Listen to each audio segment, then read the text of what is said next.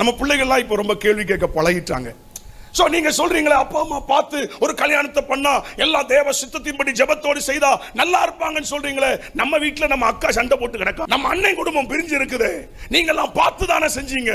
வீட்டுல பிள்ளைகள் என்ன செய்யறாங்க, கேள்வி கேட்கிறாங்க. ஒரு நாள் இந்த கேள்வியை நான் ஆண்டவர்ட்ட வச்சேன். ஆண்டவரே, அடுத்த தலைமுறை கேள்வி கேக்குதப்பா, எங்களுக்கு பதில் சொல்ல முடியலையா, ஏதாவது சொல்லித்தாங்கப்பா. என்னத்தையாவது சொல்லக்கூடாது. பாஸ்டர் சொதப்புறாருமா, நீங்க என்னத்தையாவது சொன்னீங்கன்னா பாஸ்டர் என்ன செஞ்சிட்டாரு, சொதப்பிட்டாருமா. கரெக்டா பதில் சொல்லணும். ஆண்டவர்ட்ட போய் உட்கார்ந்தேன். ஆண்டவரே, கேள்வி கேட்கானே ஆண்டவரே, பதில் சொல்லணுமே அப்பா. அப்ப பாருங்க, ஆண்டவர் சொன்னா நான் சொல்ற மாதிரி சொல்லிடுடா. அப்போ அன்னைக்கு அந்த நாட்கள் அதை சொன்ன, எப்படி சொன்ன பாருங்களேன். இப்போ அப்பா அம்மா பார்த்து ஜெபம் பண்ணி ஜெபத்தோட தேவ சித்தத்தின்படி ஒரு கல்யாணம் நடந்து கட்டாயம் பிரச்சனை வரும். அதே மாதிரி நீயா தெரிந்து கொண்டு ஒரு கல்யாணம் பண்ணாலும் என்ன வரும். ஆனா அப்பா அம்மாவை பார்த்து தேவ சித்தம் அறிந்து ஜெபம் பண்ணி ஒரு கல்யாணத்தை பண்ணா இது கர்த்தர் எனக்கு கொடுத்தார், அவர் நிச்சயமா என்ன நடத்துவாருங்கிற நம்பிக்கை இருக்கும்.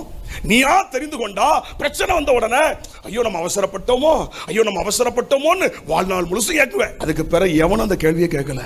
எல்லா வீட்லயும் பிரச்சனை இருக்கும். ஆனா தேவ சித்தத்தின்படி இணைக்கப்பட்ட குடும்பங்கள்ல பிரச்சனை வரும்போது ஒரே ஒரு நம்பிக்கை இருக்கும், இது கர்த்தர் அல்லவா எனச்சாரு, நான் கேட்கலையே, கர்த்தர் அல்லவா தந்தாரு, இந்த வீட்டுக்கு கர்த்தர் அல்லவா கொண்டு போனாரு, என்ன நிச்சயமா பாதுகாப்பாரு, நடத்துவாரு.